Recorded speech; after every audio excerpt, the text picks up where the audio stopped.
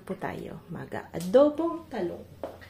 So, adobong talong, maraming sibuyas lang naman ang kailangan natin. So, yan, sibuyas. Sibuyas.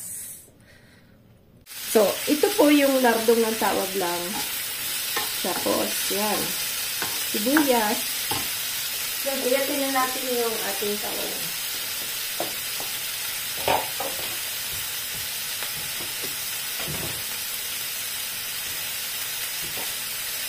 Yung talong naman, mahaba lang po ang ano.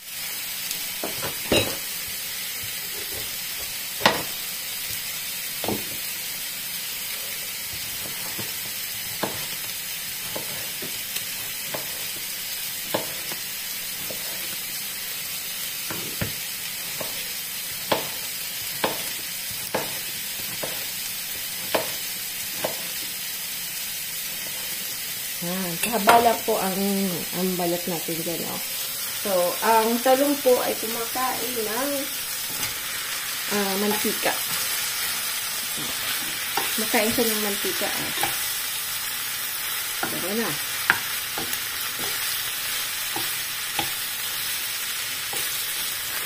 Pero ang laki ng kawali natin, ha?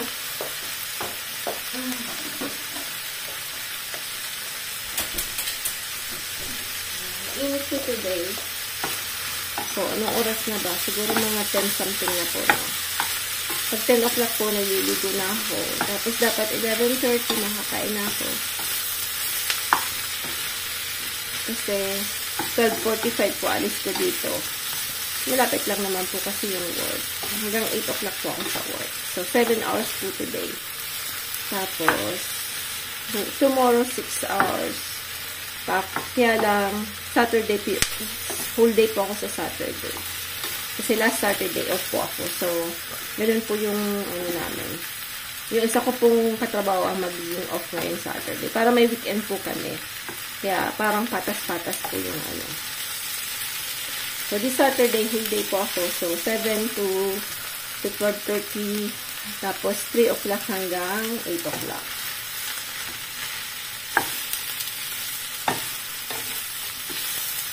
Yan.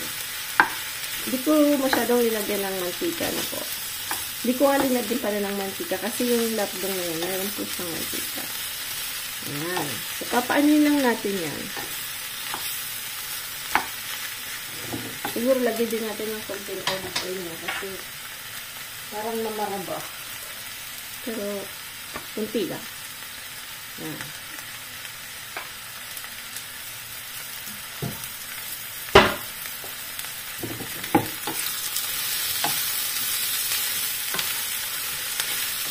Inain natin para wag pong matusong ang ating onion.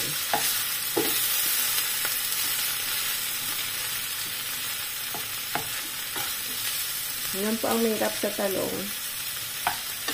Yan. May maluluto din yan. Yan. Tingnan natin na yan maya. Natin ng toyo at ng suka. Kasi adobo to, diba? Adobo talong. Kami po ni Frank, paborito namin yung talong. Si Austin, paborito ang talong. Si Sam, siyempre si Sam, hindi. Sam, iba din ang gusto. Gusto mo, minsan, kumakain siya ng gulay. Minsan yung kakaiba tuloy gulay ang gusto niya. Gaya ng ampalaya dati. Kumain siya ng ampalaya, which is very, diba? Nagtanim po ako ng ampalaya, kaya ewan ko kung tutubo. Maanghang po ito. Na. Na ating adobo. Yan ang ulam namin, tsaka yung tira. Tapos magdadaing lang po ako. Pirito po ako ng daing. Namiss ko. Tagal po ako hindi pa nakapagdaing. So, magluluto lang pala ako ng, yan po ito rin bihon. Oo, bihon pala. Medyo umano na po siya. Patay ng chopstick. Maganda, chopstick. Panghalo. Yan.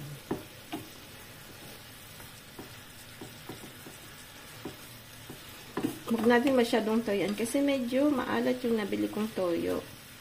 Which is bizarre kasi the same lang yung parati yung binibili ko. Ayan. Lagyan natin ng konting sesame oil para bumango siya. Ito po yung binili kong sesame oil. Made in Singapore po itong mark na to. No? Ang bango niya po as in.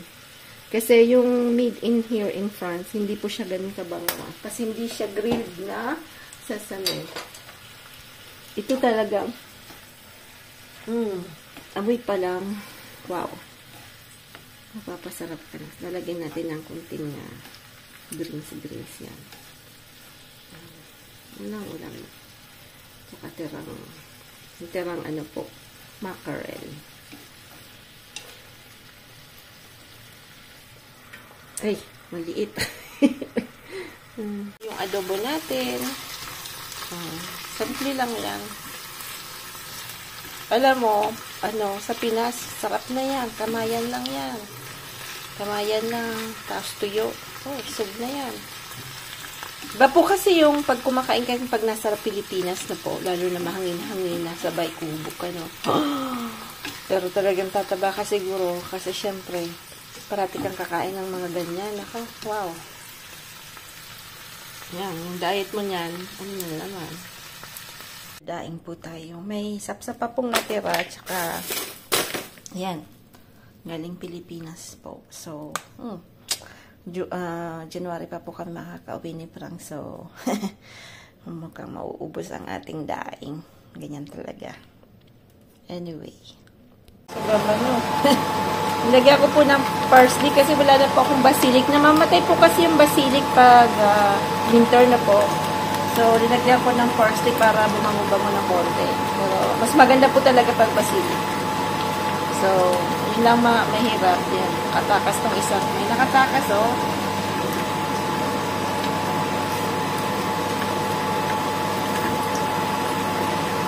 Ulam namin. Yan lang po ulam namin. Yan. Tira-tira lang. Mabilisan kasi alas 11 na. Mamadali na po si Manay. Yung kanin, di pa luto.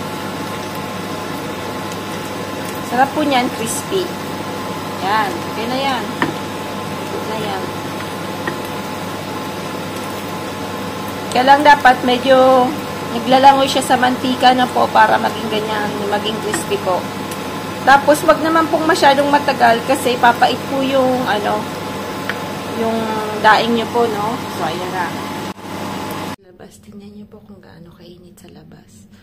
Yan, yung sausawan natin, lagyan ko po ng bawang. Apple cider, tas konting ito, kasi manghang po ito masyado. Yan. Yan po yung inimbak natin, galing sa garden, no? Mayroon pang 3 niyan. Si George, mayroon pa rin, kasi binigyan ko siyang ganitong kalaki. Nakita ko nasa kitchen niya din. Ayan. Lagi niya rin sigurong, kasi mahilig po siya sa maanghang. Kaya, yun. Pagka yung garlic nga yung ganito, paborito niya rin yan. Yan, paborito niya rin yan. Ano ba nandito? Yan pa yung mga natira. Puro tira nga. Hindi ko sa inyo. Yan, tira. Ano yung ulamin natin? Tira. Ako ulit ng crepe. Kasi, yung boss ko po, yung mga ka-work ko po, especially yung boss namin, ang bait-bait po, lagi pong nagbibigay ng ang dami-daming mga bagay-bagay. Hindi bagay-bagay, mga pagkain na po. So, na parang yung in return of his kindness, yan. Kasama na rin po yung mga colleague ko. Kakain din po sila nito. Kasi ano po siya, very Catholic, no? So, since today, it's Holy Friday, no po, hindi po siya kumakain ng meat. So, dadala po ako ng crepe. Talagyan ko po ng honey tsaka ng Nutella. Yan. Tapos, hanggang 7 o'clock po ako ngayon. Kanina po pumunta ako sa ang tawag nito, doon sa gulayan natin, no? Yung pang spray ko, ayaw nang, kahapon gumana. Ngayon, ayaw niya nang gumana. Ewan ko ba ba't ayaw niya nang gumana. Recycled fried rice tayo. May pong natirang tender si Sam. Yan po yung sinahog ko doon. Sayang po kasing ngayon po sobrang mahal ng mga bagay-bagay. Iwasan po nating magtapon na po. So, ayan. So, dinamihan ko po yung onion beads na po. Para, ayan.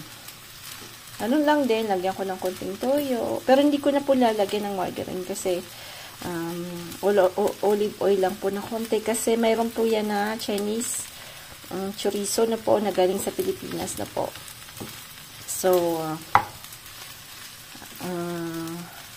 mamantika po yun kasi medyo mataba po yung Chinese chorizo natin na po na galing nabibili yan sa SM, sa Pure Gold. Yan po kakainin namin. Tsaka sardinas. Dahil nakalimutan ko pong maglabas ng meat kagabi sa freezer. Tapos mamaya dadating po si Osh, magpipitsa lang si Frank dahil mayroon pong binigay sa store ng mga yung ano pong pizza, dough na pizza na organic kasi malapit na pong mapalso. So binibigay po sa amin yung ganon pag gusto namin yung mga yogurt na malapit nang mapalso. Malapit na sa date limit na po mga cheese. Kaya